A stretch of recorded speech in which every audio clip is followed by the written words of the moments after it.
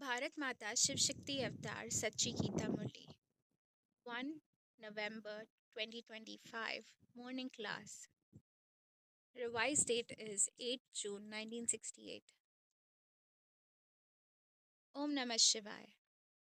Baba says, "Sweet beloved children," yes Baba, "here you must not listen upside down. Sit in the awareness of being a soul. An owl can never meet Allah. Now that you have found Allah, the Father, He makes you upright. Ravan made you upside down, but by becoming upright again, you stand straight. This is a grand drama. Om Namah Shivaya. Om Shanti. In truth, it is double Om Shanti because there are two souls. Both have their own original religion of peace. The father's religion is peace, and the children also reside in peace. That abode is called Shantidham, the land of peace. The father too resides there. The father is ever pure. All human souls, however, become impure by taking rebirth. The Father says, "Children, consider yourselves souls. The soul knows that the Supreme Father, the Supreme Soul, is the ocean of knowledge, the ocean of peace. His praise is sung everywhere. He is the Father of all, the bestower of salvation for all. Thus, every soul has a right to the inheritance from the Father. And what is that inheritance? You children know. The Father is the creator of heaven, so he surely gives the inheritance of heaven. Whereas Ravan has given the inheritance of hell. At this time, all are residents of hell, which means everyone has received Ravan's inheritance. Both heaven and hell exist. Who hears this? The soul. Even in ignorance, it is the soul that performs every action, but due to body consciousness, they think the body does everything.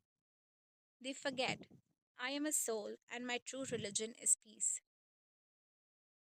Souls belong to the land of peace, yet no one knows this. Even the greatest scholars and pundits are ignorant of it. Understand clearly, the land of truth later becomes the land of falsehood. Bharat, once heaven, the land of truth becomes hell under Ravan's rule, the land of falsehood. This is so simple, yet people cannot grasp it because the soul has become Tamopradhan, what is called a stone intellect. How did the intellect become stone like? By repeatedly drowning in the ocean of vices, and also through ingratitude. The very ones who made Bharat heaven, worthy of worship, later became worshippers and began to insult those deities. Yet, no one is to be blamed. It is the drama. The Father explains to you children how this drama is created, how the worship worthy became worshippers. The Father says, 5,000 years ago, the ancient deity religion existed in Bharat. It was only yesterday, yet people have completely forgotten. The scriptures belong entirely to the path of devotion, not to the path of knowledge. There are no scriptures for the path of knowledge. The Father alone comes every cycle to give this knowledge to his children, enabling them to claim their deity status. Their study doesn't form a scripture because this knowledge disappears once heaven begins. In the golden age, there are no scriptures, for that is the reward of the knowledge you receive now, lasting for 21 births. From the unlimited Father, you receive an unlimited inheritance for half the cycle. Then, for the other half, you receive the inheritance of Ravan, which the sannyasis called pleasures equal to the droppings of a crow. You know what that means. Such happiness is worthless. This world itself is the land of sorrow. Before this Iron Age, there was the Copper Age, called the semi land of sorrow. It is the soul that takes 84 births, descending the ladder. The Father comes to take you back up because the cycle must continue to turn. Once the world was new, ruled by the ancient deities, there was no name or trace of sorrow. This is why it is depicted that the lion and the lamb drank water together. There was no violence there at all. The deities were called the most non violent beings, for non violence is the highest virtue. Here there is violence, the first being the violence of lust, the great enemy. In the golden age, none are vicious. Their praise is sung. You are full of all virtues, 16 celestial degrees complete. That world is called the world of silence, the pure new world. This iron aged world is impure, the world of vice.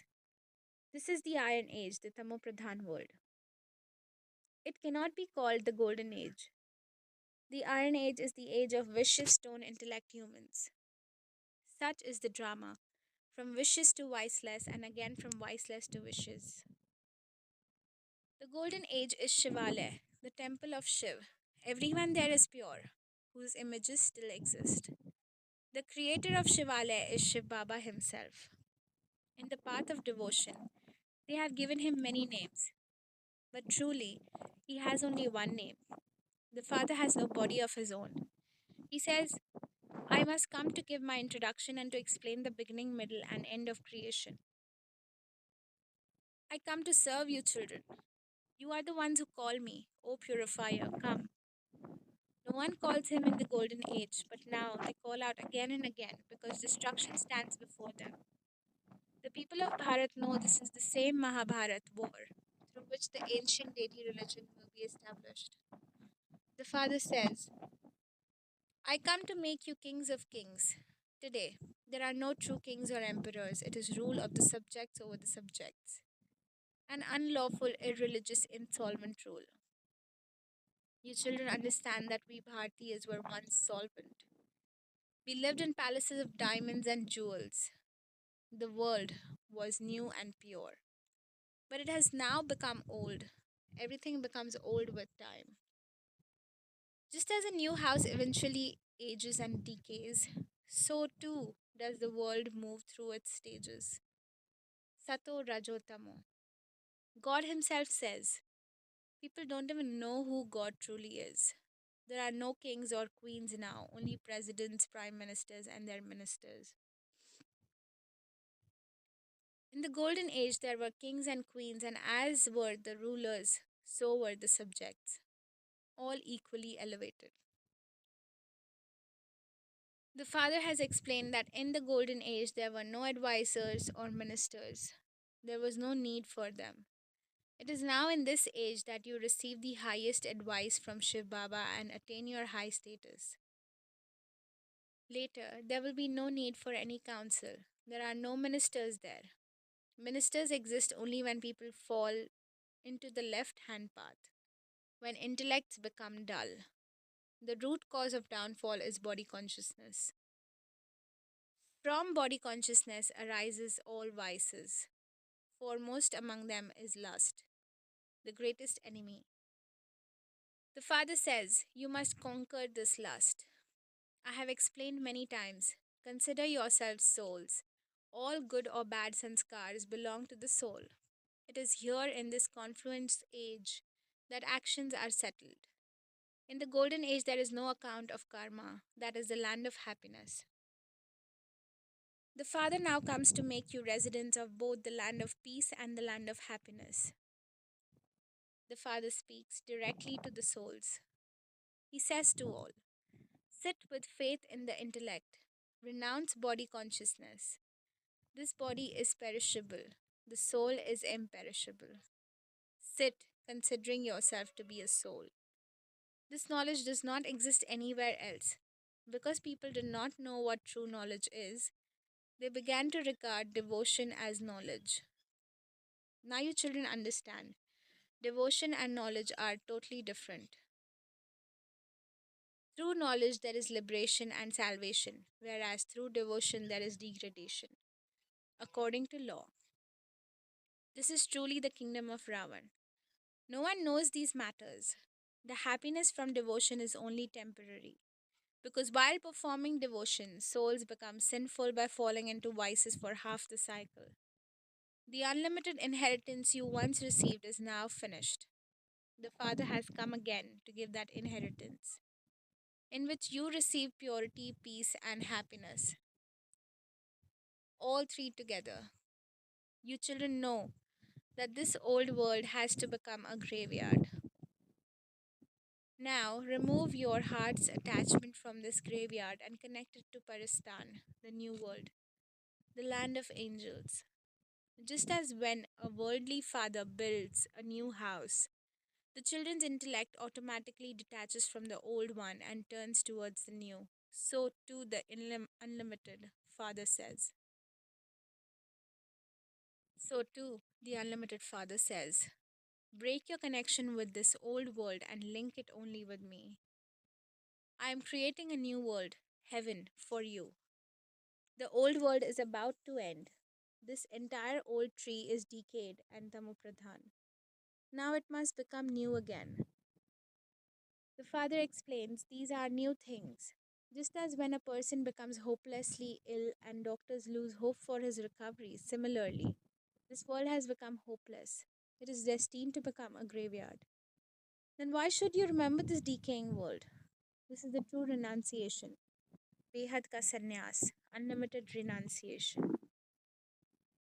The renunciation of the Hat yogis is limited. They merely renounce their homes and families. But this knowledge is not with them. In the path of devotion, mothers even make those renunciates their guru. Wash their feet and drink that water. See the contrast. How vast the difference is between the Sadguru and those worldly gurus. The Sadguru neither allows anyone to bow at his feet nor perform any ritual or worship. He simply says, I am your obedient servant. I have come to serve my children. You called me saying, Baba, we have become impure. Come and make us pure. You sent invitations, didn't you? Oh, Baba, come, for we have become sorrowful and degraded. Enter this impure world into a impure body. Look at the type of invitation you gave. The one who made you impure, Ravan, stands before you and you continue to burn his effigy every year. He is your greatest enemy. Since the rule of Ravan began, you have experienced sorrow from beginning, middle, and the end. You have been drowning in the ocean of poison, thinking that poison is nectar. Now the Father says, give up the poison of vices and drink the nectar of knowledge. For half the cycle, under Ravan's rule, you have drunk poison and become miserable. You became so intoxicated that you even hurled abuses at the one who comes to make you the masters of the pure world. You insult the Father the most. To human beings, you say there are 8.4 million species, yet you have placed me, the Supreme Father, into stones and bricks. You have brought even greater degradation upon me than yourselves. But this too is fixed in the drama. The Father explains these things to you in a very light, humorous way. You have fallen into degradation precisely because of this, by putting me, the Supreme Father, into every stone and image. At one time, you even said God incarnated as a tortoise or a fish, meaning you turned me into an animal. How many insults have been thrown? The Father says, when Bharat reaches such a degraded state, I myself must come. People of other lands at least understand. They say, oh God, liberate us, guide us, and take us back home. They speak clearly. But the people of Bharat have buried me completely in ignorance. Through devotion, they have become 100% mad chaps. They even curse God Himself. When do they do this? When they become vicious. That is why I repeatedly explain the path of devotion is the path of degradation. By descending the steps of the ladder, you became Tamopradhan. The good and bad traits all belong to the soul. It is the soul that says, I take 84 births. It is the soul that leaves one body and takes another. The Father has now explained all this. According to the drama plan, the Father comes again to turn the upside down owls upright. Because they began to consider themselves bodies instead of souls, and thus became inverted. This is the world of corrupt upside down owls. The Father, the world of Allah is the world of elevated beings. The Father says, sweet children, do not listen upside down. Sit in soul consciousness. An owl can never meet Allah. Now you have found Allah the Father. He makes you upright. Ravan made you upside down, but the Father makes you straight. This is a divine play. This knowledge is given only by the Father Himself. There is the path of devotion and the path of knowledge. Knowledge is knowledge, devotion is completely different. Devotion belongs to the night. During the night, people wander and stumble in the dark. The stories in the scriptures are all false. They say there is a lake in Kailash where fairies live and that Shiv narrated the story of immortality to Parvati. But now you understand, you are listening to that Amar Katha, the true story of immortality, yourselves. Could it really have been told only to one Parvati? No. This is a matter of the unlimited. Amar Lok, the immortal world, is the golden age. Mrityu Lok, the mortal world, is the iron age. This is the jungle of thorns where only beasts dwell. People call out, O Supreme Father, O God, yet they don't know Him at all. You too did not know Him before. The Father has come and made you upright. God is called Allah. He teaches and grants the Allah status, the highest position. But God is only one. Lakshmi and Narayan cannot be called God and Goddess. They too take rebirth. It is I who taught and made them divine. You are all brothers, heirs to the Father's inheritance. Humanity today is lost in utter darkness. The demonic community is everywhere. False gurus have led people into deeper darkness, saying, Kalyug is still a child. There are thousands of years left. See how deeply See how deeply asleep they are in ignorance. But this too is part of the divine game. In the light, there is no sorrow.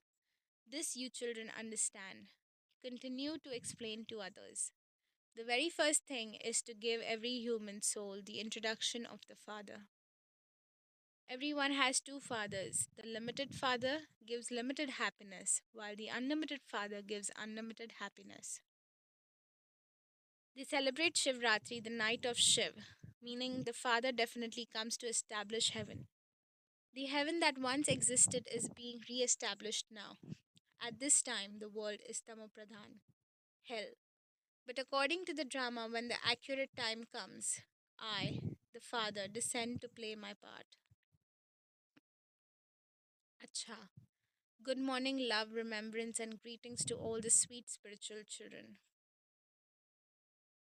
To our loving Bab Dada and the mother and the father, lots of love, remembrance, and namaste. Good morning, Baba. Thank you so much for this lovely Murli. Today's blessing is, may you be a special actor in this eternal drama. Do you consider yourself a special soul playing a special part in this world drama? What is the speciality of a special part? The speciality is that such special actors always play every part in companionship with the Father, remaining seated on the stage of being detached observers. Because of these two specialities, being both the Father's companion and an observer, they are remembered as special actors. So check within yourself, do you have both these specialities? If not, then you are playing an ordinary part, not a special one. Om Namah Shivaya.